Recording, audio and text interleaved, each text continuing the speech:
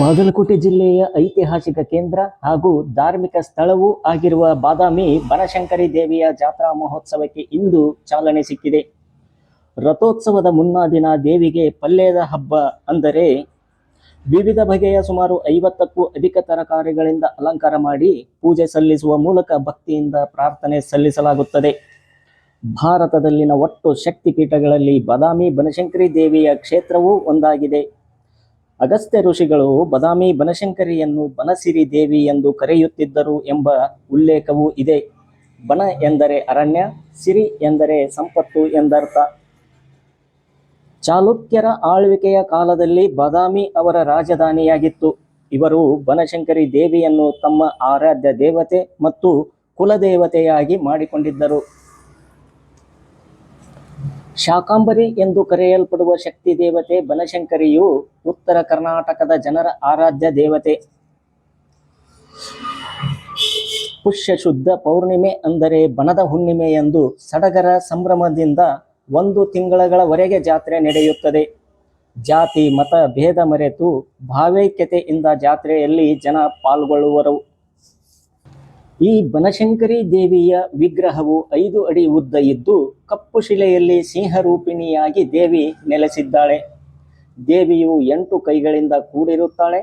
ಬಲಗೈಯಲ್ಲಿ ಖಡ್ಗ, ಗಂಟೆ, ತ್ರಿಶೂಲ ಮತ್ತು ಲಿಪಿ ಹಾಗೂ ಎಡಗೈಯಲ್ಲಿ ಡಮರು, ಢಾಲು, ರುಂಡ ಮತ್ತು ಅಮೃತ ಪಾತ್ರೆಗಳಿವೆ.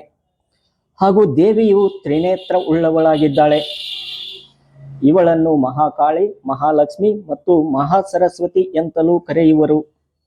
ಬಲಗೈಯು ಸುಜ್ಞಾನದ ಸಂಕೇತ ಮತ್ತು ಎಡಗೈಯು ಶೌರ್ಯದ ಸಂಕೇತವಾಗಿದೆ. ದೇವಸ್ಥಾನದ ಶಿಖರವು ಚೌಕಾಕಾರದಲ್ಲಿ ಇದ್ದು ಕೋಣಾಕಾರವಾಗಿ ಹಂತ ಹಂತವಾಗಿ ಮೇಲೇರುತ್ತಾ ಹೋಗಿದೆ. ಈ ಗೋಪುರದಲ್ಲಿ ನಾವು ಯಾವ ವಿಗ್ರಹವನ್ನು ಕಾಣುವುದಿಲ್ಲ. ದೇವಾಲಯಕ್ಕೆ 4 ದಿಕ್ಕಿನಲ್ಲಿ 4 ದ್ವಾರಗಳಿವೆ. ದೇವಾಲಯದ ಆವರಣದಲ್ಲಿ 4 ದ್ವೀಪ ಸ್ತಂಭಗಳಿವೆ. ಕಾರ್ತಿಕ ಮಾಸದಲ್ಲಿ ಈ ದ್ವೀಪ ಸ್ತಂಭಗಳಲ್ಲಿ ಭಕ್ತರು ದೀಪವನ್ನು ಬೆಳಗಿಸುತ್ತಾರೆ. ಪುಷ್ಯ ಶುದ್ಧ ಪೌರ್ಣಿಮೆ ಎಂದು ಅಂದರೆ ಬನದ ಹುಣ್ಣಿಮೆಯ ದಿನ ಬನಶಂಕರಿ ದೇವಿಯ ರಥೋತ್ಸವ ಸಂಭ್ರಮದಿಂದ ಜರುಗುವುದು. ಸಾಗುವಾಣಿ ಕಟ್ಟಿಗೆಯಲ್ಲಿ ಮಾಡಿದ ತೇರು ನಯನ ಮನೋಹರವಾಗಿದೆ.